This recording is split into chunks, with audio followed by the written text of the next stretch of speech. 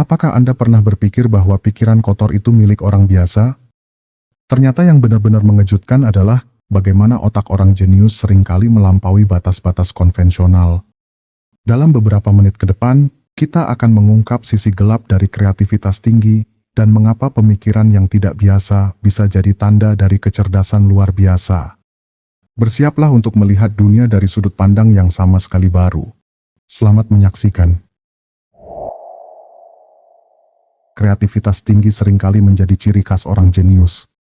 Mereka memiliki kemampuan luar biasa untuk berpikir di luar kebiasaan dan membayangkan hal-hal yang tidak terlihat oleh orang lain. Kreativitas ini tidak hanya mencakup penciptaan ide baru, tetapi juga melibatkan kemampuan untuk melihat hubungan dan kemungkinan yang tidak terduga antara konsep-konsep yang tampaknya tidak terkait. Akibatnya ide-ide mereka bisa sangat inovatif dan pada saat yang sama, sering melampaui batas-batas norma sosial atau konvensi. Contoh tokoh, Richard Feynman adalah seorang fisikawan teoretis pemenang hadiah Nobel, yang terkenal karena kontribusinya dalam mekanika kuantum dan teori elektrodinamika kuantum. Contoh kreativitas Feynman dikenal karena pendekatannya yang tidak konvensional dalam memahami dan menjelaskan konsep-konsep kompleks. Dia juga seorang seniman dan perintis dalam berbagai eksperimen mental yang tidak biasa. Salah satu contoh kreativitinya yang menonjol adalah ketertarikan dan kemampuannya dalam memecahkan teka-teki dan masalah yang melibatkan cara berpikir baru, bahkan di luar batas-batas sains murni. Contoh tokoh kedua adalah Steve Jobs. Steve Jobs adalah salah satu pendiri Apple dan dikenal sebagai inovator utama di bidang teknologi dan desain. Contoh kreativitas, Steve Jobs memiliki visi kreatif yang sangat tinggi yang mengubah cara kita berinteraksi dengan teknologi. Misalnya desain iPhone dan iPad adalah hasil dari pemikiran yang sangat inovatif, yang melibatkan pembuatan perangkat yang sangat intuitif dan estetis. Dia juga dikenal karena ide-idenya yang bisa jadi dianggap radikal pada masanya, seperti memadukan teknologi dengan desain yang sangat bersih dan sederhana. Kedua tokoh ini menunjukkan bagaimana kreativitas yang tinggi dapat memunculkan ide-ide yang tidak hanya melampaui batas-batas konvensional, tetapi juga menghasilkan inovasi yang mengubah dunia. Kemampuan berpikir abstrak mengacu pada kemampuan seseorang untuk memahami dan mengolah konsep-konsep yang tidak langsung terlihat atau tidak konkret. Ini melibatkan pemikiran tentang ide-ide, hubungan, dan konsep yang tidak ada secara fisik di dunia nyata. Orang yang memiliki kemampuan berpikir abstrak tinggi seringkali dapat melihat pola, menghubungkan ide yang tampaknya tidak terkait, dan menjelajahi konsep-konsep kompleks. Orang dengan kemampuan berpikir abstrak dapat memahami ide-ide yang melampaui pengalaman sehari-hari mereka. Mereka mampu memikirkan sesuatu dalam bentuk teori atau ide, bukan hanya dalam hal-hal yang konkret. Mereka seringkali dapat menghubungkan konsep yang tampaknya tidak berhubungan, menemukan pola yang tidak jelas, dan menciptakan solusi inovatif dari ide-ide tersebut. Individu ini mungkin cenderung mengeksplorasi konsep-konsep yang tidak konvensional atau tabu, karena mereka tidak terbatas oleh norma-norma yang ada dan mampu melihat potensi dalam ide-ide yang ekstrem atau tidak biasa. Contoh tokoh adalah Albert Einstein. Albert Einstein dikenal karena kemampuannya untuk berpikir abstrak dalam teori relativitasnya. Ia mampu membayangkan konsep seperti waktu dan ruang yang relatif dan tidak mutlak, serta memvisualisasikan bagaimana gravitasi dapat membengkokkan ruang waktu, meskipun ide-ide ini jauh di luar pengalaman sehari-hari. Leonardo da Vinci adalah contoh lain dari seorang jenius dengan pemikiran abstrak yang luar biasa. Selain sebagai pelukis dan ilmuwan, ia merancang berbagai alat dan mesin yang tidak dapat dibangun pada zamannya. Berkat kemampuannya untuk memikirkan dan menggambarkan konsep-konsep yang sangat maju. Dan contoh tokoh ketiga adalah Stephen Hawking.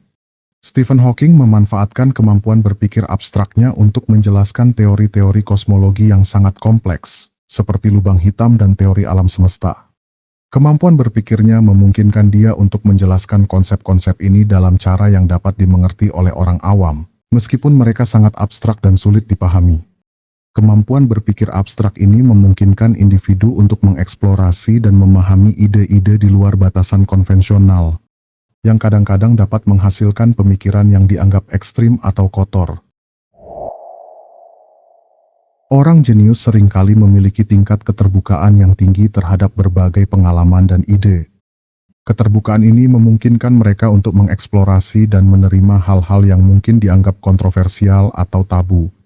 Mereka cenderung tidak terikat oleh norma sosial atau batasan konvensional dan lebih siap untuk mengeksplorasi ide-ide baru, termasuk yang mungkin dianggap tidak pantas oleh orang lain. Orang jenius seringkali tertarik pada berbagai pengalaman dan pandangan yang berbeda dari yang umumnya diterima.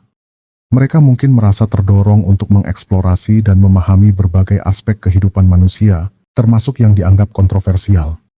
Keterbukaan terhadap pengalaman baru ini dapat memperluas wawasan mereka dan memberi mereka inspirasi untuk kreativitas dan inovasi. Mereka tidak hanya menerima ide-ide yang ada, tetapi juga mencari cara baru untuk melihat dan memahami dunia. Mereka mungkin tidak merasa terikat oleh norma sosial atau moral yang umum diterima. Ini memungkinkan mereka untuk berpikir di luar batasan-batasan tradisional dan mengeksplorasi ide-ide yang dianggap tidak pantas oleh masyarakat umum.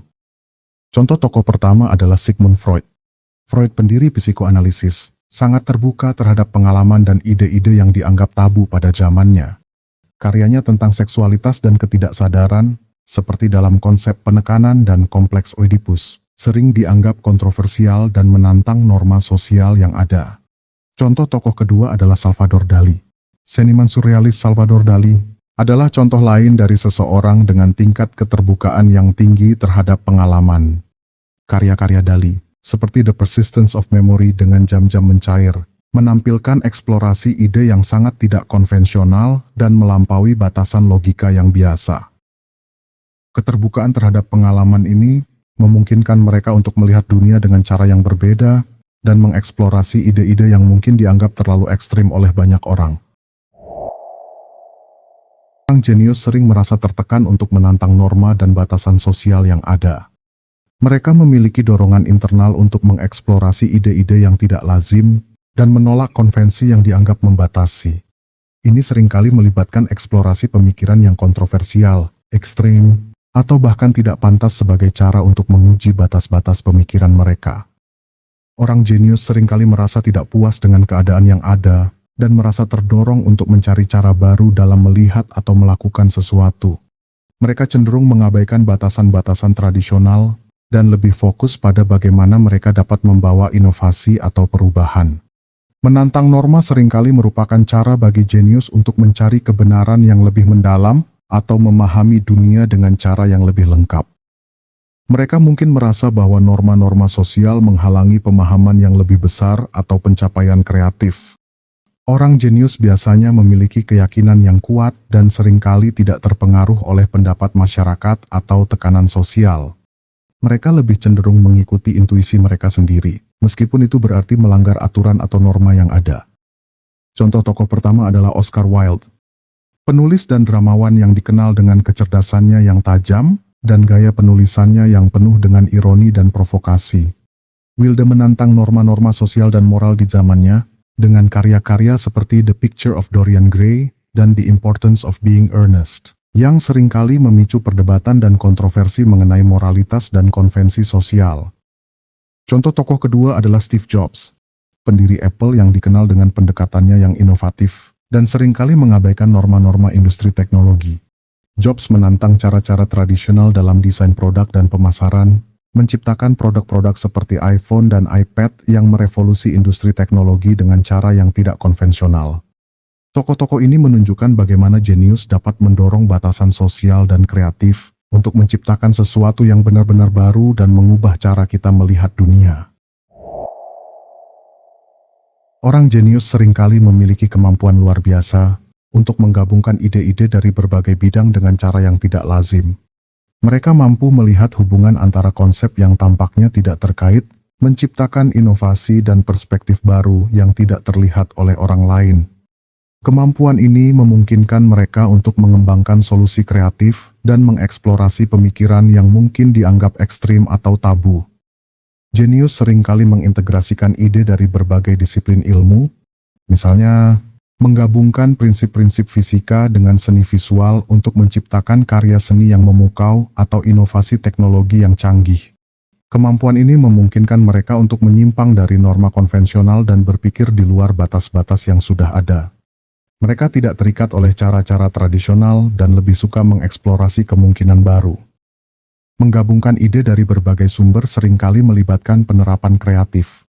Misalnya mereka mungkin menggabungkan elemen-elemen dari psikologi dan desain produk untuk menciptakan pengalaman pengguna yang revolusioner. Dengan menghubungkan ide-ide yang tidak biasa, mereka dapat menemukan solusi inovatif untuk masalah yang kompleks.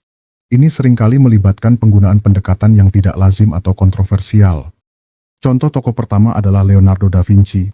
Leonardo da Vinci adalah contoh klasik dari seseorang yang menggabungkan ide-ide dari berbagai disiplin ilmu. Ia adalah seorang pelukis, ilmuwan, insinyur, dan penemu. Karya-karyanya seperti Vitruvian Man mencerminkan integrasi antara seni, anatomi, dan matematika. Leonardo seringkali menciptakan inovasi dengan menggabungkan prinsip-prinsip ilmiah dengan teknik artistik, menunjukkan cara berpikir yang melampaui batas-batas konvensional. Contoh tokoh kedua adalah Nikola Tesla. Tesla dikenal karena kemampuannya untuk menggabungkan pengetahuan dalam bidang teknik dan listrik dengan ide-ide yang sangat futuristik. Inovasinya dalam teknologi transmisi energi nirkabel dan sistem arus bolak-balik atau AC, menggabungkan prinsip-prinsip fisika dengan teknik praktis untuk menghasilkan solusi yang revolusioner. Contoh ketiga adalah Steve Jobs. Steve Jobs adalah contoh modern dari seseorang yang mampu menggabungkan ide-ide dari berbagai sektor untuk menciptakan produk yang inovatif. Pendekatannya dalam menggabungkan desain yang estetis dengan teknologi canggih, seperti dalam produk Apple, seperti iPhone dan MacBook, menggambarkan kemampuannya untuk mengintegrasikan berbagai ide untuk menciptakan pengalaman pengguna yang luar biasa. Orang-orang ini menunjukkan bagaimana kemampuan untuk menggabungkan ide-ide dari berbagai disiplin ilmu dapat menghasilkan pemikiran yang sangat inovatif dan kadang-kadang kontroversial. Rasa humor yang unik dari orang jenius, yang seringkali mencakup jenis humor yang lebih gelap atau tidak lazim. Orang-orang jenius seringkali memiliki kemampuan untuk melihat dunia dengan cara yang berbeda, termasuk dalam hal humor. Ini bisa berarti mereka menemukan lelucon dalam situasi yang biasanya dianggap serius atau tabu, dan mereka cenderung memiliki selera humor yang lebih kompleks dan intelektual. Orang jenius sering memiliki humor yang memerlukan pemahaman yang mendalam tentang konteks atau referensi. Humor mereka mungkin tidak selalu langsung lucu, tetapi dapat mengandung lapisan makna yang harus dipikirkan lebih dalam. Mereka mungkin tidak terlalu terpengaruh oleh batasan sosial dalam humor mereka.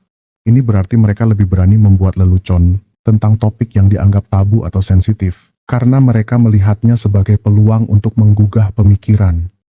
Orang jenius seringkali menggabungkan ide-ide yang tidak biasanya terkait dalam cara yang lucu. Humor mereka seringkali melibatkan permainan kata, ironi, atau satir yang memerlukan pemikiran kritis. Contoh tokoh adalah Mark Twain. Penulis dan humoris Amerika ini terkenal dengan karyanya seperti The Adventures of Tom Sawyer dan Adventures of Huckleberry Finn. Twain dikenal dengan humor satirikal dan ironisnya yang seringkali mengkritik norma sosial dan politik.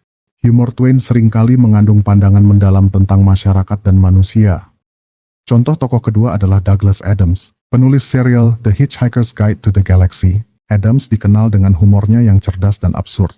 Karyanya menggabungkan konsep-konsep ilmiah dengan elemen komedi dalam cara yang sangat unik dan kadang-kadang tidak lazim. Dan contoh tokoh ketiga adalah George Carlin. Komedian dan penulis ini dikenal dengan stand-up-nya yang penuh dengan komentar sosial dan politik yang seringkali berani dan kontroversial. Carlin memiliki cara yang unik untuk menggunakan humor untuk mengungkapkan kritik terhadap masyarakat dan norma. Ketiga tokoh ini menunjukkan bagaimana humor yang unik dan seringkali kontroversial dapat menjadi bagian dari kecerdasan dan kreativitas mereka, serta bagaimana mereka menggunakan humor untuk mengeksplorasi dan mengkritik berbagai aspek kehidupan. Orang jenius sering terlibat dalam eksperimen mental sebagai bagian dari proses berpikir mereka. Eksperimen mental melibatkan penciptaan dan pengujian berbagai skenario hipotetis di pikiran yang memungkinkan mereka untuk mengeksplorasi berbagai kemungkinan dan konsekuensi dari berbagai ide yang tidak biasa atau ekstrim. Ini adalah cara untuk memahami situasi yang kompleks tanpa harus mengalami atau mengimplementasikannya secara langsung. Jenius seringkali menciptakan skenario atau ide-ide ekstrim sebagai latihan mental. Ini bukan berarti mereka ingin mewujudkan ide-ide tersebut, tetapi lebih untuk mengeksplorasi batasan pemikiran dan memahami implikasinya. Dalam eksperimen mental, mereka menguji berbagai konsekuensi dari skenario hipotetis untuk memahami bagaimana ide-ide tersebut dapat memengaruhi berbagai aspek kehidupan atau masalah yang sedang dipelajari. Dengan menggunakan eksperimen mental, jenius dapat menemukan solusi kreatif untuk masalah yang kompleks.